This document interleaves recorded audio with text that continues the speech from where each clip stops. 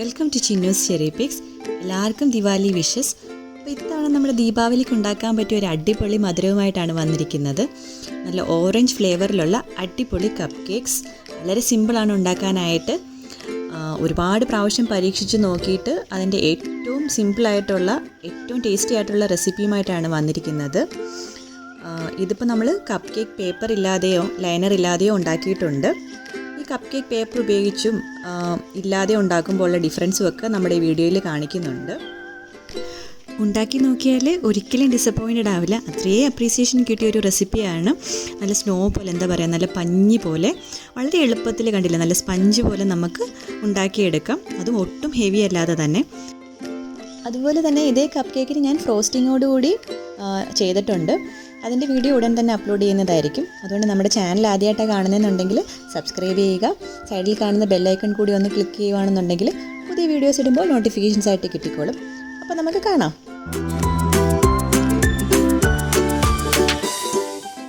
അപ്പോൾ നമുക്ക് ആദ്യം ഇത് ബേക്ക് ചെയ്യാനുള്ള ട്രേ തയ്യാറാക്കിയെടുക്കാം. നമ്മുടെ കയ്യിൽ കപ്പ് കേക്ക് പേപ്പറോ ലൈനറോ ഇല്ലെങ്കിൽ എങ്ങനെയാണ് ചെയ്യുന്നതെന്നാണ് കാണിക്കുന്നത്. അപ്പോൾ ആദ്യം കുറച്ച് ബട്ടർ ഗ്രീസ് ചെയ്തിട്ട് കുറച്ച് മൈദാപ്പൊടി ഇട്ട് അതൊന്ന് തട്ടിയെടുക്കാം.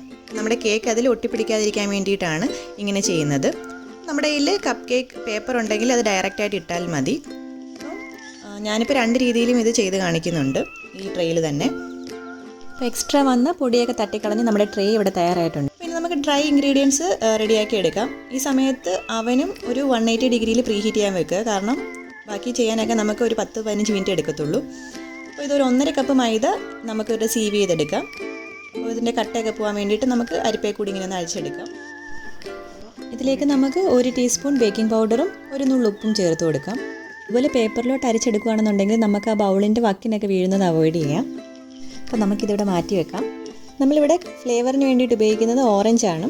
അതും ഓറഞ്ചിൻ്റെ സെസ്റ്റ് മാത്രം, അതായത് അതിൻ്റെ തൊലിപ്പുറം. നമുക്കിനി ഇതൊന്ന് ഗ്രേറ്റ് ചെയ്തെടുക്കാം. ഗ്രേറ്റ് ചെയ്തുമ്പോൾ ശ്രദ്ധിക്കേണ്ടത് ഒട്ടും ശക്തി കൊടുക്കാതെ ഗ്രേറ്റ് ചെയ്തെടുക്കുക. കാരണം അതിൻ്റെ ഉള്ളിലെ വൈറ്റ് കളറിലെ തൊലി നമുക്ക് വേണ്ട. ആ പുറമേ ഉള്ള ഓറഞ്ച് കളറിലെ തൊലി മാത്രം മതി. ആ വൈറ്റ് ഭാഗം വീഴുവാണെന്നുണ്ടെങ്കിൽ ഇത് കഴിക്കും. അതുകൊണ്ട് ഒട്ടും ശക്തി കൊടുക്കാതെ ആ പുറമേ ഉള്ളത് മാത്രം ഗ്രേറ്റ് ചെയ്തെടുക്കാൻ ശ്രദ്ധിക്കുക. ഒരു മീഡിയം സൈസിൽ ഓറഞ്ചിൻ്റെ സെസ്റ്റ് മാത്രം മതിയായിരിക്കും. നമുക്കിവിടെ ആവശ്യത്തിനുള്ള ഓറഞ്ച് സെസ്റ്റ് കിട്ടിയിട്ടുണ്ട്. ഇത്രയും കൊണ്ട് നല്ലൊരു റിച്ച് ഫ്ലേവർ കിട്ടും. അതുപോലെ ഒട്ടും തന്നെ വൈറ്റ് കളറിലെ തൊലി വീണിട്ടില്ല. അത് പ്രത്യേകം ശ്രദ്ധിക്കുക. ഇനി നമുക്ക് കേക്കിന് വേണ്ടിയിട്ട് മുട്ട ബീറ്റ് ചെയ്തെടുക്കാം. ഞാനിവിടെ 2 മുട്ട എടുത്തിട്ടുണ്ട്.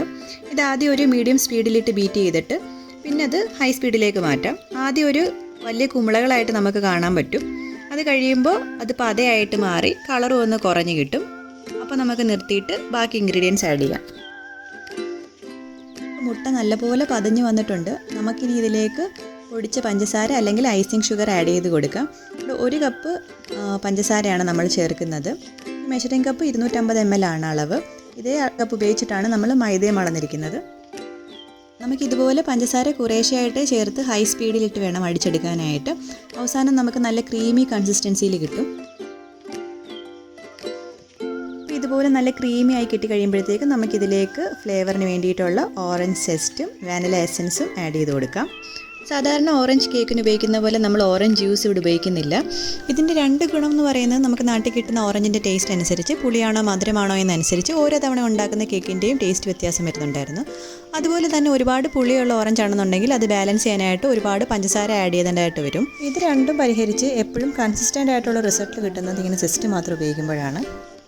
ഈ സമയത്ത് തന്നെ നമുക്ക് ബട്ടറും കൂടെ ആഡ് ചെയ്ത് കൊടുക്കാം. ഇതിപ്പോൾ 70 ഗ്രാം ബട്ടർ എടുത്തിട്ടുണ്ട്. ഫ്രിഡ്ജിൽ നിന്ന് പുറത്തെടുത്ത് വെച്ച് ഒന്ന് സോഫ്റ്റായി തുടങ്ങിയതിന് ശേഷം യൂസ് ചെയ്യുക. ഇതൊരു ലോ ടു മീഡിയം സ്പീഡിലിട്ട് നമുക്കിതൊന്ന് ബീറ്റ് ചെയ്തെടുക്കാം. അതുപോലെ തന്നെ നമ്മളിത് മൈക്രോവേവിലേക്ക് വെച്ചിട്ട് മെൽറ്റ് ചെയ്തിട്ട് കേക്കിൽ ആഡ് ചെയ്യാതിരിക്കാൻ പ്രത്യേകം ശ്രദ്ധിക്കാം. ആദ്യം പറഞ്ഞ കണക്ക് ചെയ്യുമ്പോഴാണ് നമുക്ക് കറക്റ്റായിട്ടുള്ള ടെക്സ്ചറൊക്കെ കേക്കിന് കിട്ടുന്നത്.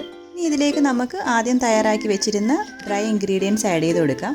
അതായത് മൈദയും ബേക്കിംഗ് പൗഡറും ഉപ്പും കൂടിയുള്ള മിക്സ്ചർ. നമ്മൾ ഈ ഡ്രൈ ഇൻഗ്രീഡിയൻസ് പാർട്സ് ആയിട്ടാണ് ആഡ് ചെയ്യുന്നത്. അതായത് കുറേശ്ശെ ഡ്രൈ ഇൻഗ്രീഡിയൻസും കുറേശ്ശെ പാലും ഒഴിച്ച് മീഡിയം സ്പീഡിലിട്ടിട്ട് ബീറ്റ് ചെയ്തെടുക്കണം. മൊത്തം ഒരു 100 ml പാല് വേണ്ടി വരും. അതുപോലെ നമ്മൾ ഒരുപാട് നേരം ബീറ്റ് ചെയ്യരുത്. കുറച്ച് സെക്കൻഡ് ബീറ്റ് ചെയ്ത് നിർത്തി ബാക്കി ഇൻഗ്രീഡിയൻസ് കുറേശ്ശെ ആഡ് ചെയ്ത് കൊടുത്ത് പിന്നെ ഫ്യൂ സെക്കൻഡ്സ് മാത്രം ബീറ്റ് ചെയ്തെടുക്കുക.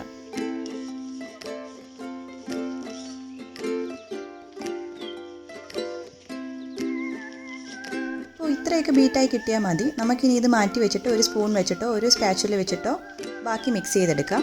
കാരണം ഒരുപാട് മിക്സ് ചെയ്ത് കഴിഞ്ഞാൽ കേക്ക് നന്നായിട്ട് വരില്ല. എപ്പോഴും ഓവർ മിക്സിംഗ് ആണ് കേക്ക് ചീത്തയായി പോകാനുള്ള മെയിൻ കാരണം. അതുപോലെ തന്നെ നമ്മൾ സ്പാച്ചുല വെച്ചിട്ട് മിക്സ് ചെയ്യുമ്പം ഒരുപാടിട്ട് മിക്സ് ചെയ്യാതിരിക്കുക. ഇതുപോലെ കട്ട് ആൻഡ് ഫോൾഡ് മെത്തേഡ് അല്ലെങ്കിൽ ഒരേ ഡയറക്ഷനിൽ തന്നെ മിക്സ് ചെയ്യാൻ ശ്രദ്ധിക്കുക. ഞാനിവിടെ 100 ml പാലാണ് മൊത്തം ഉപയോഗിച്ചത്. പക്ഷേ മൈദയുടെ കൺസിസ്റ്റൻസി ഒക്കെ വെച്ചിട്ട് കുറച്ച് അങ്ങോട്ടും ഇങ്ങോട്ടുമൊക്കെ മാറാൻ സാധ്യതയുണ്ട്. അതുകൊണ്ട് കുറേശ്ശായിട്ട് ആഡ് ചെയ്തിട്ട് ഈ ഒരു കൺസിസ്റ്റൻസിയിൽ കേക്ക് ബാറ്റർ കിട്ടുന്നിടം വരെ മാത്രം ആഡ് ചെയ്യുക.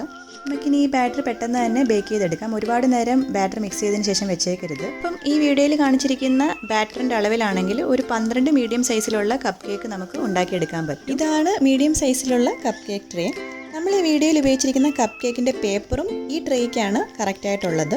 പക്ഷേ നമ്മൾ ഈ വീഡിയോയിൽ ബേക്ക് ചെയ്യാൻ ഉപയോഗിച്ചിരിക്കുന്ന വലിയ ട്രേയുടെ ഹോൾസ് വലുതാണ്. കപ്പ് കേക്ക് പേപ്പർ ഉപയോഗിച്ചും അല്ലാതെയും ഉണ്ടാക്കുമ്പോൾ ഡിഫറൻസ് കാണിക്കാൻ വേണ്ടിയിട്ടാണ് ഞാൻ ഈ വലിയ ഹോൾസ് ഉള്ള ട്രേ ഉപയോഗിച്ചിരിക്കുന്നത്. ഇനിയിപ്പോൾ നിങ്ങളുടെ കയ്യിൽ 6 ഹോൾസ് ഉള്ള നോർമൽ സൈസിലെ ട്രേ ഉള്ളതെന്ന് വെച്ച് കഴിഞ്ഞാൽ ഈ വീഡിയോയിൽ കാണിച്ചിരിക്കുന്ന ബാറ്ററിൻ്റെ അളവിൻ്റെ നേർ പകുതി എടുക്കുകയാണെന്നുണ്ടെങ്കിൽ 6 മീഡിയം സൈസിലുള്ള കപ്പ് കേക്ക്സ് സുഖമായിട്ട് ഉണ്ടാക്കിയെടുക്കാൻ കഴിയും. 12 നോർമൽ സൈസിലുള്ള കപ്പ് കേക്ക് ഉണ്ടാക്കാനായിട്ട് ഈ വീഡിയോയിൽ കാണിച്ചിരിക്കുന്ന ബാറ്ററിൻ്റെ അളവ് യൂസ് ചെയ്താൽ മതി.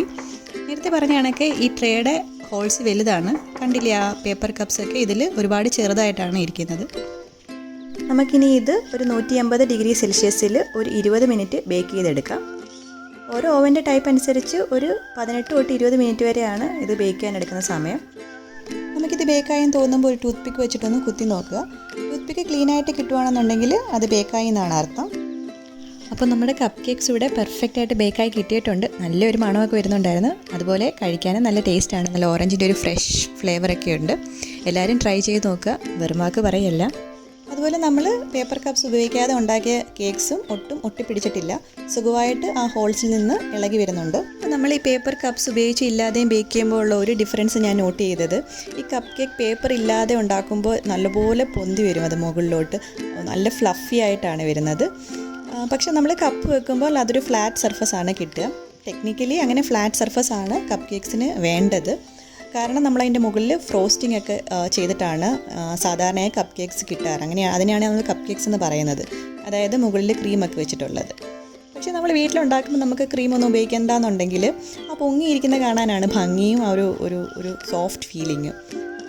നമ്മൾ കപ്പ് കേക്ക് പേപ്പർ ഇല്ലാതെ ഉണ്ടാക്കിയാലും ഒരു കുഴപ്പമില്ല വീട്ടിലൊക്കെ. ഓറഞ്ച് ഇല്ലാതെ നമുക്ക് ഇതേ ബാറ്റർ വെച്ചിട്ട് വാനില ഫ്ലേവറിലുള്ള കപ്പ് കേക്ക് ഉണ്ടാക്കാം. എങ്കിലും ആ ഓറഞ്ച് ചേർക്കുമ്പോഴാണ് നല്ലൊരു റിച്ച് ഫ്ലേവർ കിട്ടുക. ഇപ്പോൾ ഓറഞ്ച് ഇല്ലാന്നുണ്ടെങ്കിൽ ലെമൺ സെസ്റ്റ് വെച്ചിട്ടും ചെയ്ത് നോക്കിക്കോളൂ. അപ്പോൾ വീഡിയോ എല്ലാവർക്കും ഇഷ്ടമായെന്ന് കരുതുന്നു. ഫ്രോസ്റ്റിങ്ങിൻ്റെ വീഡിയോ ഉടൻ തന്നെ അപ്ലോഡ് ചെയ്യുന്നതായിരിക്കും. നമ്മുടെ ചാനൽ ആദ്യമായിട്ടാണ് കാണുന്നതെന്നുണ്ടെങ്കിൽ സബ്സ്ക്രൈബ് ചെയ്യാൻ മടിക്കരുത്. ആ സൈഡിൽ കാണുന്ന ബെല്ലൈക്കൺ കൂടി ഒന്ന് ക്ലിക്ക് ചെയ്യുകയാണെന്നുണ്ടെങ്കിൽ പുതിയ വീഡിയോസ് ഇടുമ്പോൾ നോട്ടിഫിക്കേഷൻസ് ആയിട്ട് കിട്ടിക്കോളും. അപ്പോൾ വീണ്ടും കാണുന്നവരേക്കും